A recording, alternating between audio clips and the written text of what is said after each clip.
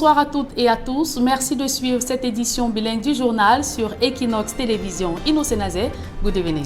Bonsoir Julian Beth. Good evening to you, televiewers. Thanks for joining us in this edition of the 8 p.m. bilingual newscast on Equinox Television, where we'll be telling you how the entire Marché Congo here in Douala has been razed to ashes. That was by white flames that occurred, according to sources, at midnight yesterday. And we equally be telling you in this edition of the newscast how official results of round one of the presidential election of Senegal that took place this Sunday will be known. That will be Friday. These are 6.5 million Senegalese went to the polls today to cast their votes. Encore un incendie dévastateur au marché Congo de Douala. Des pertes énormes et financières évaluées à plusieurs centaines de millions de francs CFA.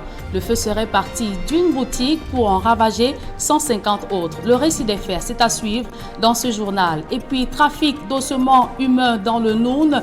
2 individus ont été interpellés en possession d'un squelette humain par la compagnie de gendarmerie de Fumban. Mesdames, Messieurs, voilà pour le sommaire. Les détails, c'est dans un instant.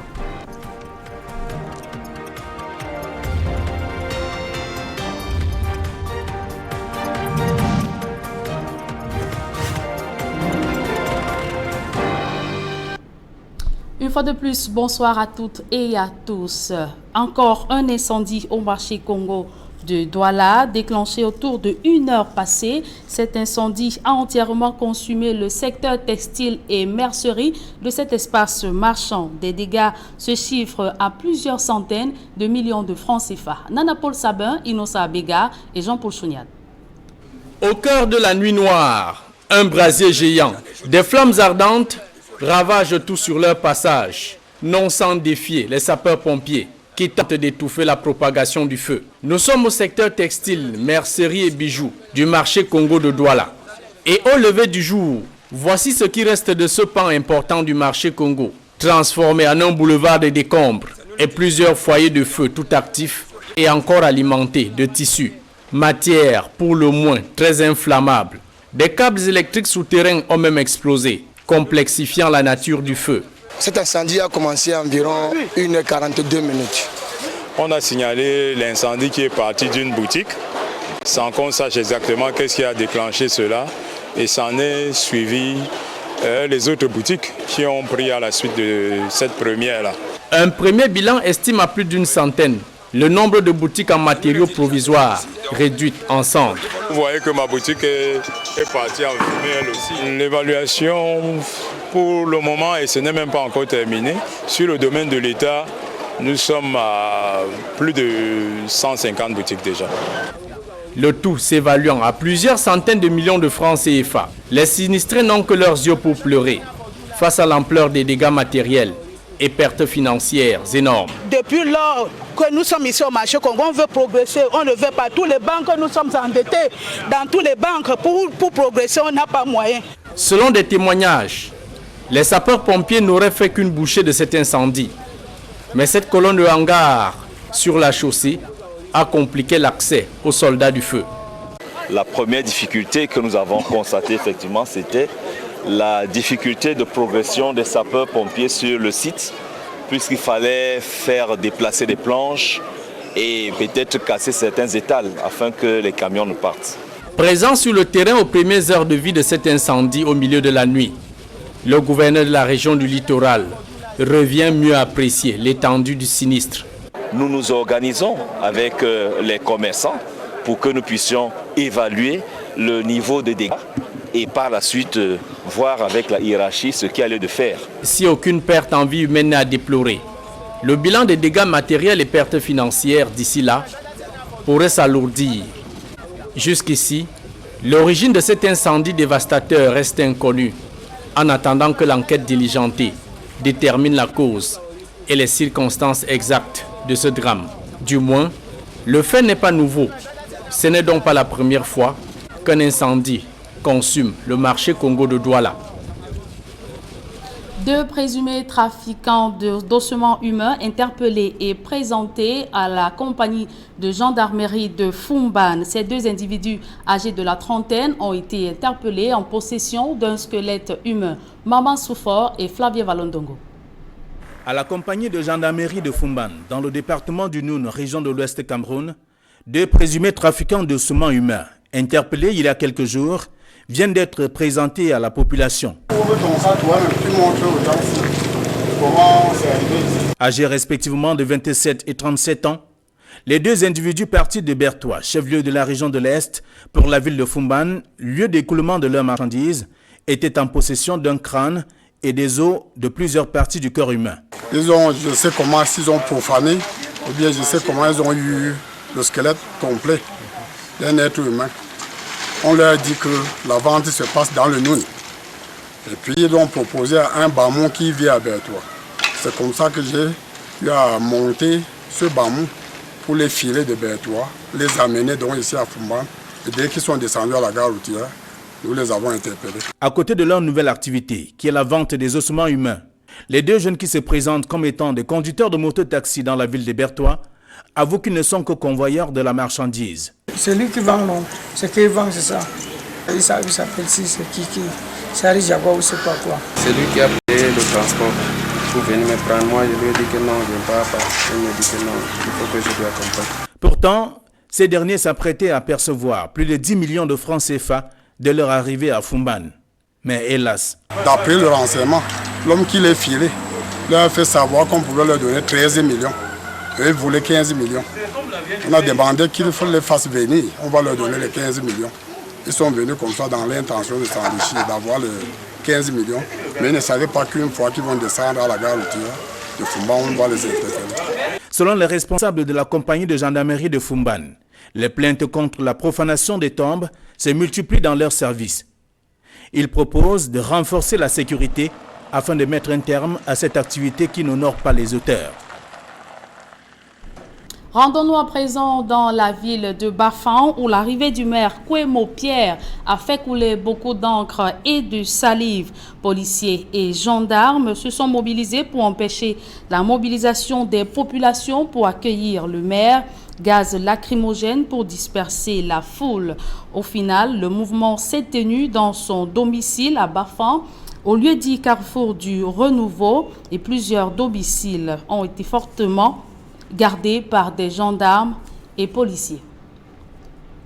Dans la minute politique de ce journal, un collectif d'acteurs de la société civile, hommes politiques et de la diaspora se mobilise pour dire non aux différentes crises sociopolitiques et sécuritaires qui secouent au moins 4 des 10 régions du Cameroun.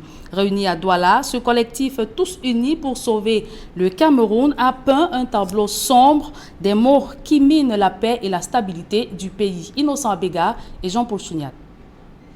Des attaques kamikazes en 2014 à l'extrême nord, des kidnappings avec exigence de rançon dans la Damawa, l'éclatement de la crise anglophone dans les deux régions du sud-ouest et du nord-ouest en 2016, le Cameroun vit depuis 5 ans une succession de crises sécuritaires. La politique de nos gouvernants a été le principal détonateur de la violence dans ce conflit et a continuellement violé les droits des civils non armés. Et en 2019, le tableau s'alourdit d'une crise politique, née de la dernière élection présidentielle, avec à l'arrivée des activistes, des hommes politiques et des journalistes emprisonnés. Nous ne resterons pas les bras croisés devant une poignée de personnes qui violent les droits fondamentaux qui nous sont pourtant garantis par la Constitution.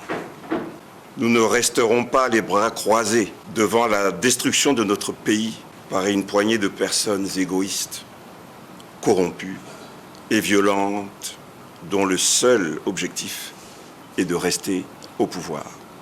Sur le plan humanitaire, selon le rapport 2018 des Nations Unies, 4 300 000 personnes sont sans assistance, 750 000 déplacés internes, 50 000 réfugiés camerounais au Nigeria. C'est donc ce constat alarmant qui indigne des citoyens camerounais, des acteurs de la société civile, des hommes politiques et la diaspora. Au sein de la coalition, unissons-nous et agissons pour sauver le Cameroun, plongé dans un abîme sans fond. Nous vous demandons de vous joindre à nous pour qu'ensemble, nous agissions pour arrêter la violence, les meurtres, les assassinats. Sur l'urgence et la nécessité d'un dialogue inclusif pour mettre fin à toute cette tension sociale et conflits armés qui secouent le pays. Ce collectif de citoyens, d'acteurs de la société civile et des hommes politiques promettent communiquer sous peu sur diverses mesures qui seront mises en œuvre pour sauver le Cameroun. Toujours en politique, après plusieurs reports dus aux dissensions internes, la conférence élective de la circonscription de Bafoussam Ier du SDF s'est finalement tenue ce week-end. Niang Cyril a été porté à la tête de cette circonscription. Ses camarades et lui s'engagent à œuvrer pour ramener le SDF dans son statut originel. Les précisions de Leclerc Tchaken.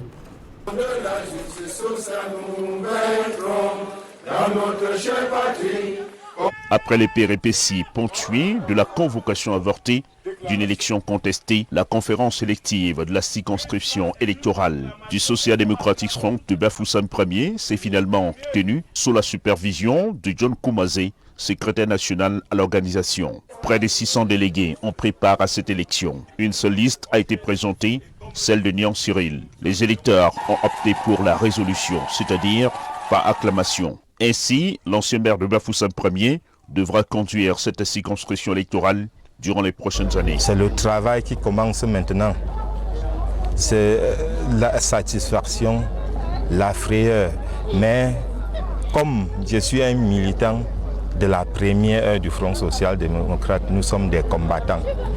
On va relever le défi pour qu'ensemble, tous les militants du SDF de Bafoussam Ier se retrouvent tous autour d'une table. Parmi les membres qui ont prêté serment sur les statuts du parti, le plus jeune conseiller du président est conscient de la tâche qui est la sienne. Ce parti, c'est vrai, est un peu en berne ces derniers temps, mais il va de notre responsabilité à nous jeunes, dont les parents ont milité au SDF, de reprendre le flambeau et de ramener ce parti, de le faire revenir à son statut d'avant. Le président sortant, l'honorable Défo Oumbe, honoré, a brillé par son absence, et 4 membres de son bureau. Le secrétaire national de l'organisation a prescrit le rassemblement. Dans chaque famille, il y a toujours des petits problèmes que nous finissons toujours à résoudre.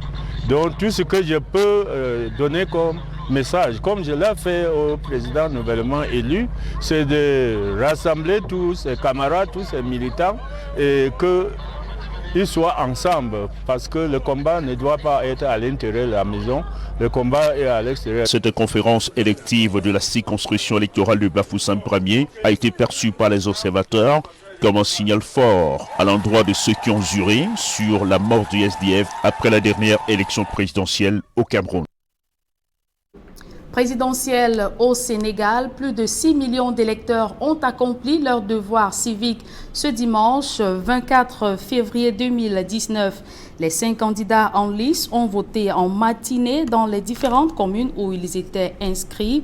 Madické Niang, candidat du Parti démocratique sénégalais, a voté à Touba. Issa Sall, candidat du Parti de l'Unité et du Rassemblement, a lui voté dans son fief de Tataguine. À 25 km de là, à Fatick, sa ville natale, le président sortant Macky Sall a déposé son bulletin dans l'urne. À Thiès, à 70 km de Dakar, Idrissa Seck, ancien Premier ministre et candidat du parti Rewmi, a appelé à la sérénité et au calme. Ousmane Sonko, candidat du Parti patriote du Sénégal pour le travail, l'éthique et la fraternité, a voté à Ziguinchor. Et du côté du Nigeria, l'heure est au dépouillement après les élections présidentielles et législatives tenues hier samedi.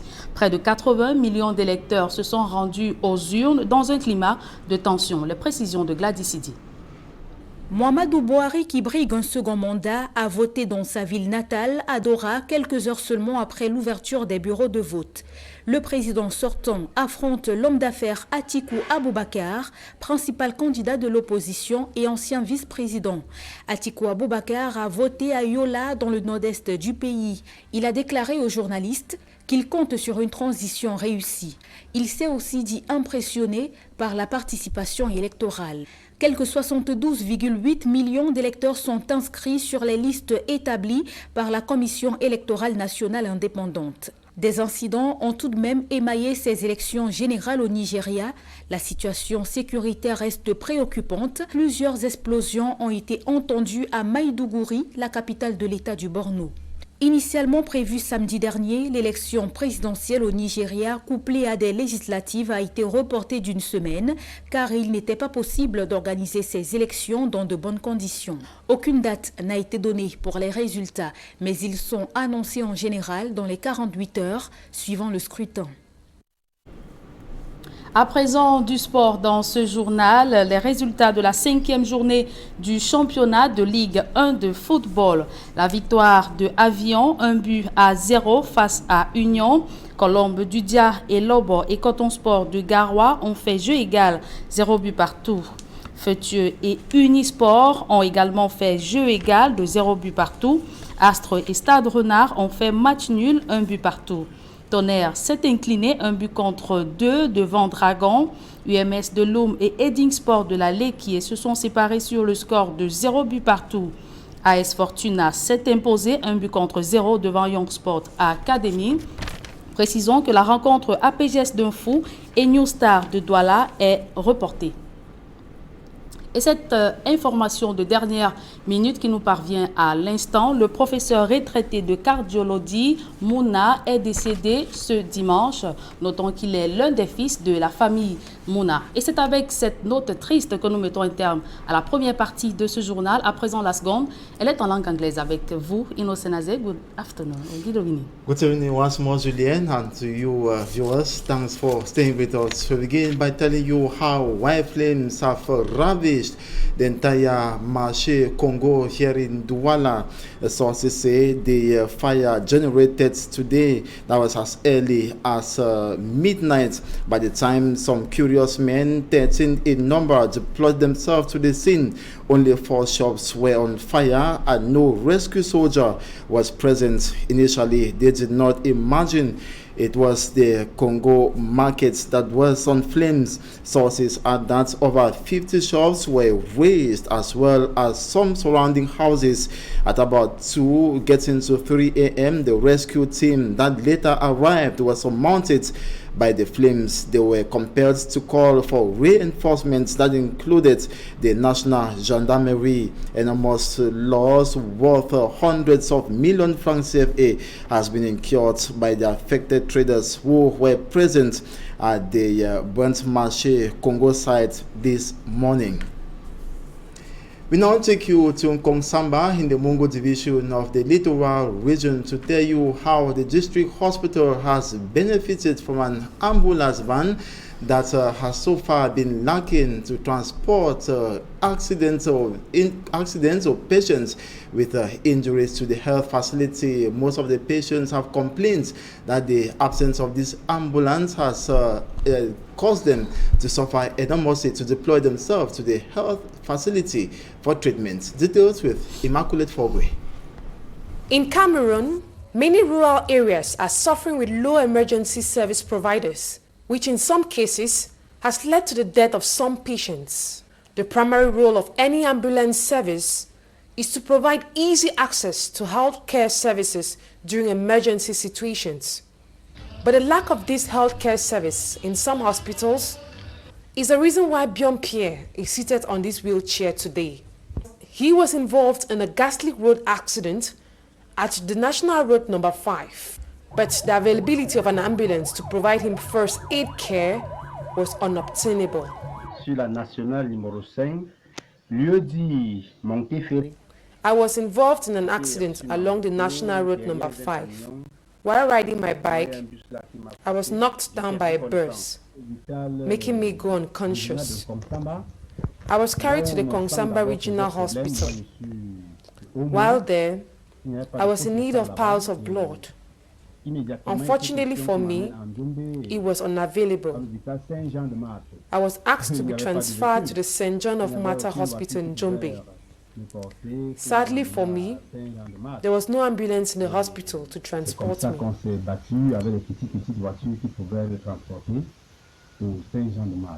Like him, there are many others forced to use other means of transportation during emergency periods. Dis donc, mes différents séjours au Cameroun, j'ai vu des enfants qui transportaient leur maman dans... During my visit in Cameroon, I saw a child transporting his sick mother in a wheelbarrow. I was shocked by the situation. I asked the child to give me his mother's contact. The following day, I called the child to check on his mother's health, and he told me the mother died while on their way to the regional hospital. Choqué, bouleversé, je me suis dit non, là il faut faire quelque chose. Quand je suis retournée en France, in a bid of resolving the problems faced by the population, elites of this locality offered an ambulance to the Kongsamba Regional Hospital. The gift was received by the population and staff of the medical corps with a lot of excitement and relief. The director of the hospital used the opportunity to thank all those who contributed for the purchase of the ambulance and ensure them that it will effectively accomplish its purpose. However, the needs of the regional hospital in Kongsamba still remains enormous. And civil society actors in Cameroon and those from the diaspora conversed over the weekend here in Douala. During the gathering, they condemned the continuous violence, killings, arbitrary arrest and detention of civilians in the northwest and southwest regions of the country. The civil society actors called on governments to wisely handle the crisis for peace, to return for a once more united and stable Cameroon. They equally condemned the political tension that continues ravaging Cameroon and giving it a negative public image. And amongst the civil society actors who conversed here in the nation's economic capital, Douala, is a stand-up for Cameroon who dress in black as their usual Friday tradition. They say women in the northwest and southwest regions of the country have been suffering enormously as a result of the ongoing Anglophone crisis. They are calling on governments of Cameroon to quickly solve the crisis such that these vulnerable groups are free. Take a listen. We are women of the northwest and southwest regions. We are members of Stand Up for Cameroon and victims of the problems in the northwest and southwest. My name is Kwa Elizabeth. My name is Carmela. Our families are in the bushes. We are learning what we had never heard of before. We are the refugees and IDPs. We dance to the drumbeats of gunshots. We, as women, have learned to bury the dead. Our markets and our farms are empty. Feeding our children is a daily challenge. Our children have forgotten what a classroom looks like for more than 2 years. Are you blind to our pain and sufferings? Are we from the northwest and southwest really your brothers and sisters? We are tired of burying our children in mass graves, tired of hiding in houses and bushes for most of us, tired of violence in the morning, violence in the afternoon, violence at night.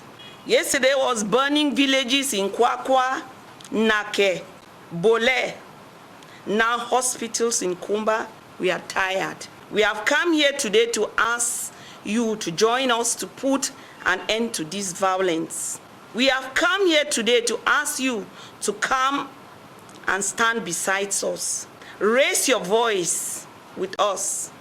Shout with us. Act with us. Stand and act until we put an end to the killing and dying. Stand up and act until we put an end to the violence.